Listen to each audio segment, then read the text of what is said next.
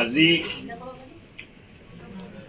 ভাৰতৰ প্ৰধানমন্ত্ৰী নৰেন্দ্ৰ মোদী ডাঙৰীয়াৰ এক অভিনৱ প্ৰয়াস এই যে ইনিচিয়েটিভ তাৰ অন্তৰ্গত ভাৰতৰ প্ৰত্যেকটো ৰাজ্যত জল দীপাৱলী উৎসৱটো আয়োজন কৰা হৈছে। 7 তাৰিখৰ পৰা এই উৎসৱটোৰ আৰম্ভণি আৰু 9 তাৰিখ সমাৰোহ হ'ব। জল দীপাৱলীৰ অৰ্থটো হ'ল মহিলা পানীৰ বাবে, পানী মহিলাৰ বাবে। কেম্পেইনটোৰ নাম হ'ল women for water, water for women campaign. আৰু আজি অসমৰ 13টা চহৰত এই কেম্পেইন চলি আছে।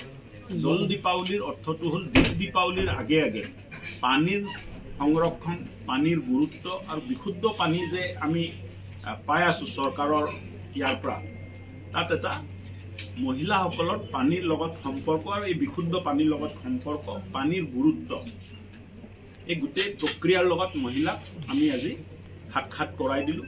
ইয়াৰ জৰিয়তে মই ভাবোঁ যে এই 3 দিনীয়া উৎসৱৰ পিছত অকল গুৱাহাটীতে নহয়, অসমৰ প্ৰত্যেকটো অঞ্চলত এটা জাগৰণ সৃষ্টি হ'ব যে পানী আমি সংৰক্ষণ কৰিব লাগে। পানীৰ মূল্য বহুত, পানী অমৃতৰ সমান আৰু পানীত জীৱন আছে, মানুহৰ জীৱন পানীত আছে।